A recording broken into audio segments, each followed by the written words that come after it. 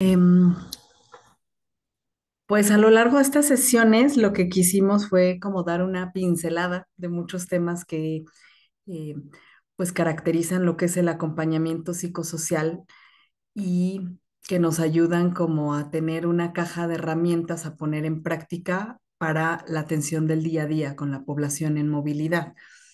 Entonces, como ustedes saben, el trabajo final, pues es una propuesta de un modelo de atención que no tiene que ser algo ambicioso. Decíamos el primer día de las sesiones que lo presentamos muy en general, que este ejercicio lo que pretende es que ustedes puedan poner en papel, en un pequeño protocolo, lo que muchas veces ya hacen, pero que a lo mejor eh, una de dos, se queda como en la cabeza y en el hábito y en la práctica de quienes implementan y el día de mañana que alguien se va, pues esa memoria institucional se va con la persona, ¿no? Entonces también ayuda mucho como a poner en documentos y sistematizar esa experiencia que ya hacen y también para quienes a lo mejor no han tenido la oportunidad de atender directamente a la población, pero que les llamó la atención el formar parte de este diplomado, pues desde esos intereses de por qué decidieron incorporarse al diplomado, pues puedan hacer una propuesta de cómo lo harían. En el caso que no lo hagan, cómo sugerirían hacer un modelo de atención. Entonces, las sugerencias, quizá ahí sí es como un ejercicio muy pedagógico. Nosotros les propondremos que para hacer su ejercicio puedan utilizar estas dos últimas diapositivas que vamos a proyectar. Este, esta es como simplemente a manera de una lluvia de ideas. Ya tuvimos todas estas sesiones, entonces ahora sí pensar, ¿no? Este, ¿Qué componentes de atención voy a incluir en mi propuesta de modelo de atención? Acuérdense que un primer paso, aunque no está aquí, es identificar a quién estoy dirigiendo el modelo, ¿no? Entonces, ese lo veamos un poco, pero habría que tener ya, pues yo quiero trabajar infancias, va. ¿Qué componentes de atención propongo incluir? ¿O qué componentes propongo porque ya suceden dentro de mi institución?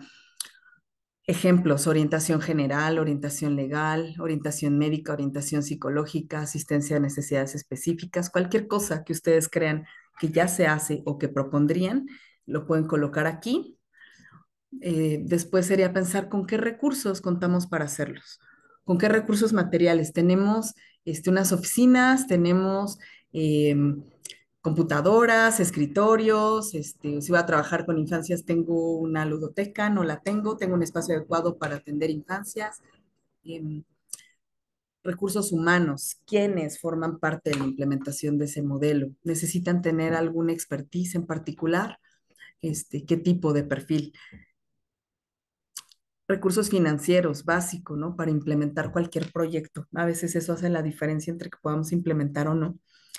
Y aunque puede ser una gran limitante no tener los recursos, la verdad es que el sistema de movilidad humana y la solidaridad y el acompañamiento se ha sostenido durante muchos años también por mucho trabajo de solidaridad y de buena voluntad de muchos defensores y defensoras de derechos. Entonces, todo eso hay que irlo pensando y ponerlo aquí en el tema financiero, tema de redes. Em, Otra pregunta, pues, ¿cómo pueden influir mis prejuicios en la implementación del proyecto?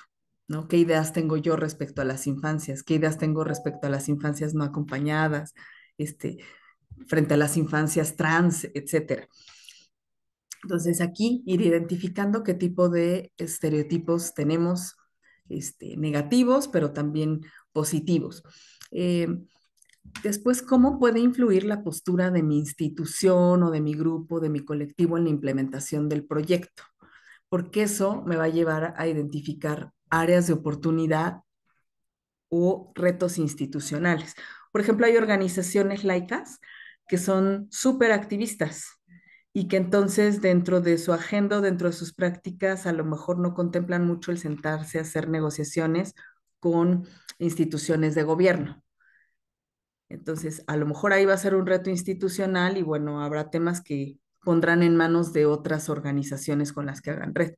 Y por el contrario, hay organizaciones laicas que a lo mejor son mucho menos frontales y confrontativas y son más de sentarse a hacer negociación con las instituciones encargadas de brindar la protección desde el Estado. Entonces, todo eso también hay que irlo mapeando para ver, pues, qué tipo de orientación tiene mi modelo y también la organización o el colectivo en el que estoy trabajando. Y otra pregunta sería, ¿cómo mitigamos posibles daños en la implementación del proyecto? Todo esto tiene que ver con lo que revisamos como enfoque de acción sin daño. Bueno, ahí recordaron como el caso que revisamos de la persona que estaba buscando trabajo y que afortunadamente lo encuentra, pero luego hay una situación ahí de salud mental también que atender. Entonces, ahí pensar qué puedo hacer para prevenir ciertos daños. Siguiente pregunta, ¿cuáles son las limitaciones de nuestro actuar? Es decir, ¿cuáles son las acciones realistas? Y ahí poner en una balanza, pues, cuáles son las falsas expectativas. A lo mejor, en temas de lucha contra la detención migratoria, eh, es como un tema muy común también tener muchas limitaciones de propuestas, incluso de ley o reformas que se quieren implementar, pero que de pronto el mismo contexto sociopolítico no nos permiten tanto avanzar en eso. Entonces ahí hay que ir también mapeando, pues para ver dónde estamos en cuanto a la implementación de nuestro modelo y si contamos con rutas alternativas o de canalización. Y si no contamos, pues justo el diplomado es para eso, para empezar a hacer el mapa de actores, porque como enfatizamos en todas las sesiones, mucho se va a resolver canalizando a otros actores y siempre y cuando también tengamos una adecuada articulación. Si no va a pasar como el ejemplo de Acción Sin Daño, donde nada más se canalizó a alguien y después pues los que habían canalizado se desdijeron, ¿no? Entonces, esto es solo como a manera de lluvia de ideas. Y en la siguiente diapositiva, aquí Caro nos está proyectando. Bien, esta es la guía pues que a ustedes les tienen que hacer llegar. Bueno, la guía yo la tengo acá, eso no lo estamos proyectando. Yo voy a ir leyendo las preguntas rápidamente para que vean con qué tiene que ver. Este, Esas preguntas son las que leímos el primer día de clase, ¿no? Entonces, la pregunta número uno, después de elegir una población a la que vas a dirigir tu modelo, era ¿por qué elegiste esa población? Entonces, esto tiene que ver aquí aparece en la columna que está totalmente a la izquierda. Pregunta guía uno es esa. ¿Por qué elegiste esa población? Y la finalidad de esta pregunta es que justifiquen pues, cuál es su población objetivo. Em, Después, las preguntas 2 y 3 tienen que ver con cómo van a ustedes a demostrar que ese modelo realmente tiene un enfoque psicosocial. De alguna manera van a justificar qué elementos hacen que este modelo tenga esa perspectiva y no cualquier otro tipo de intervención que podría ser más asistencialista o simplemente terapéutica, etcétera. Entonces, aquí las preguntas de la guía son qué elementos de atención psicosocial se identifican y deberían contemplarse en una ruta de atención integral y cómo justificas que tu modelo tiene una perspectiva psicosocial en contraste con otro tipo de intervenciones. Después va a venir la sección donde tienen que desarrollar ya un poco más lo que es el modelo que están proponiendo, es decir, qué estrategias proponen, qué acciones, qué alcance tiene el modelo. Aquí básicamente es identificar los componentes que les interesa cubrir, qué acciones se promoverían, pero también cuáles habría que evitar. Acuérdense como del cómo no meter la pata, todo eso entraría aquí. Y cuáles son los límites personales e institucionales. Por ejemplo, estos últimos ejemplos o anécdotas que salieron al final de yo con este tema sí le entraría, pero con este no, eso ya tiene que ver con esta parte del ejercicio, ¿no? O institucionalmente yo quisiera hacer esto, pero la responsabilidad o el mandato o la misión de mi organización es otra, aquí hay que poner.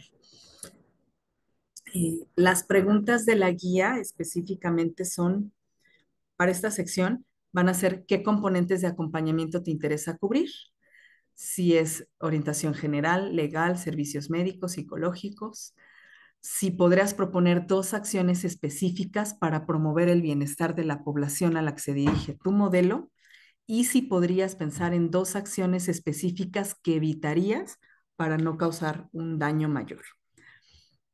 Después vendrá la sección de las limitaciones, donde el objetivo es identificar los desafíos operativos o contextuales. Aquí la pregunta de la guía es así de simple: ¿qué desafíos hay en la atención de estas poblaciones? Después que ya identificaron esos desafíos, pues hay que ver cómo lo vamos a resolver, y por eso es que el siguiente apartado tiene que ver con mapeo de actores, para identificar a todas las instituciones involucradas que ya participan, y si no participan, que valdría la pena sumar, ¿no?